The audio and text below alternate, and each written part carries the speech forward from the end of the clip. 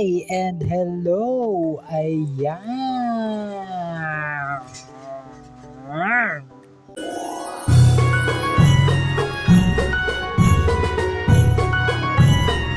So today nga no, dumalo nga tayo dito sa aming quarter 1 GA huddle kung saan no dito inaalam kung ano ang estado ng aming business sa loob ng isang quarter, no? Dito rin inaalam yung progress or performance ng kumpanya. At syempre, as part of the huddle, merong iniimbitahan na magagaling na speaker na batikan na sa industry na ito upang ibahagi ang kanyang kaalaman at natutunan sa loob ng mahabang panahon. And for today's video nga, no, ang aming speaker ay si Mr.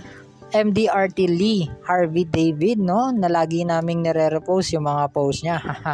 Salamat nga kay MDRT Lee David para sa kanyang sharings at sobrang nakaka-inspire na mensahe. Pinaunawa niya sa amin yung business at syempre nakaka-proud na mapabilang sa mga financial advisor ng henerasyon. Akala ko join ako sa kanya, join ako dun, no? Na-travel ako sa ito. Yung pala kailangan ko mag-get rich fast. Pero eventually niyakap ko din naman yung trabaho.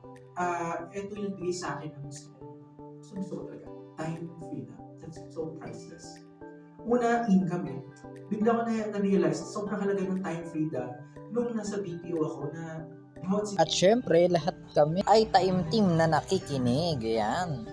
So binigyan nga namin ng recognition si Sir D dahil sa pagbabahagi ng kanyang kaalaman.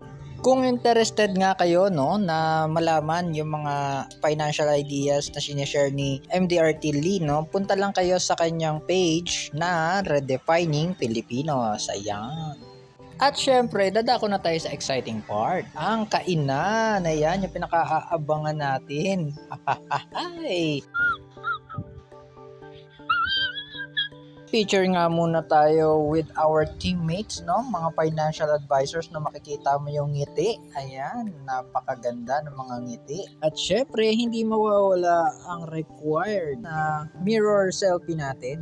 Congrats sa ating mga awardee. Ayan, so pagpatuloy lang po natin yung mission, no? To secure and help more Filipinos to become financially ready. Syempre, kasama tayo dyan. Ayan. Yun lang.